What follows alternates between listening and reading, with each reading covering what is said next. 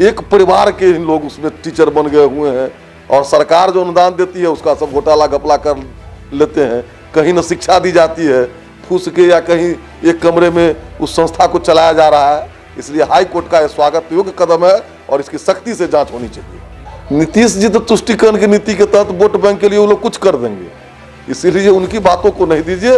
High court किया है, high court अगर नहीं करेंगे तो फिर जो एक मुस्लिम ही गया, एक मुस्लिम के ही याचिका पर जांच हुआ है, इसीलिए अगर वो लोग नहीं करेंगे तो फिर हम लोग कोर्ट जाएंगे। निश्चित रूप से कोई भी संस्था केवल पैसा उगाही का माध्यम न बने, उससे जनता का भलाई हो, जनता का काम हो, न कि उसमें कट्टरपंथ की शिक्षा दी जाए, न कि उसमें पैसे का बंदरबांट किया जाए, लूट किया जाए। इसलिए हाई कोर्ट का ये जो फैसला है बहुत ही स्वागत योग्य है। नमस्कार, NBC 24 देख रहे हैं आप, मैं हूं आपके साथ अभिषेक। कोर्ट का आदेश आया है, कोर्ट की तरफ से यह कहा गया है कि बिहार में अवैध तरीके से कई मदरसे बने हुए हैं और उसको देखते हुए जांच का आदेश दिया गया है। हमारे साथ बीजेपी के फायर ब्रांड नेता हरिभूषण ठाकुर बचौल हैं, जुड़ेंगे, बात करेंगे। सर, कैसे देखते हैं? निश्चित रूप से यह स्वागत योग्य कदम है। आपने देखा होगा कि पिछले साल ही बांका में मदरसे में बम विस्फोट भी हुआ था और मदरसा धार्मिक शिक्षा के नाम पर एक परिवार के ही लोग उसमें टीचर बन गए हुए हैं और सरकार जो अनुदान देती है उसका सब घोटाला घपला कर लेते हैं। कहीं न शिक्षा दी जाती है फूस के, या कहीं एक कमरे में उस संस्था को चलाया जा रहा है। इसलिए हाई कोर्ट का यह स्वागत योग्य कदम है और इसकी सख्ती से जांच होनी चाहिए। लेकिन नीतीश कुमार से जब सवाल किया जाता है तो वो बोलते हैं ऐसी कोई बातें नहीं। नीतीश जी तो तुष्टिकरण की नीति के तहत वोट बैंक के लिए वो लोग कुछ कर देंगे, इसीलिए उनकी बातों को नहीं दीजिए।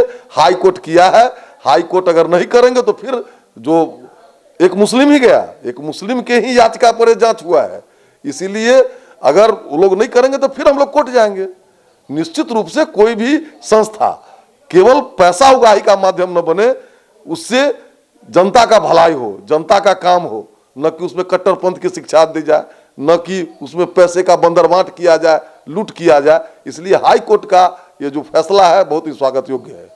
सर, फिल्म पठान रिलीज हो गई है, कैसे देखते हैं इसको? भगवा रंग का दीपिका पादुकोण जो है कपड़ा पहने, संपूर्ण भारतवर्ष में इसका विरोध हो रहा है और होना भी चाहिए। इसमें हिंदुत्व, सनातन, भगवा जो त्याग और तपस्या का एक प्रतीक है उसको नीचे दिखाया गया है, बेशर्म बोला गया है। लेकिन सनातन धर्मावलंबियों ने संपूर्ण भारतवर्ष में इसका विरोध किया है। लेकिन लोग लगातार देख रहे हैं, अपने परिवार के साथ भी लोग जाके देख रहे हैं। अब जो कुछ मानसिकता के हैं लोग तो जाएंगे ही, लेकिन देखिएगा कि उसका विरोध होगा और धीरे धीरे तो बहुत सारे फिल्म फ्लॉप भी किए हैं और ये भी फिल्म फ्लॉप करेगा। क्या बीजेपी भी विरोध करती है फिल्म पठान?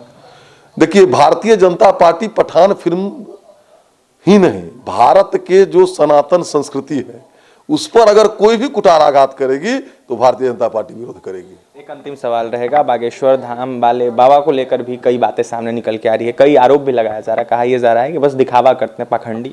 हाँ, पाखंडी दूसरे धर्म के लोग पर बोले ना, सनातन संस्कृति को किस तरह से हॉस्पिटल बनवा रहे हैं। बाबा बागेश्वर जो शास्त्री जी हैं शिक्षा दे रहे हैं लोगों को, और केवल सनातन संस्कृति क्रिश्चियन बना दिया। इतने को मदर टेरेसा तो हो गई भारत रत्न।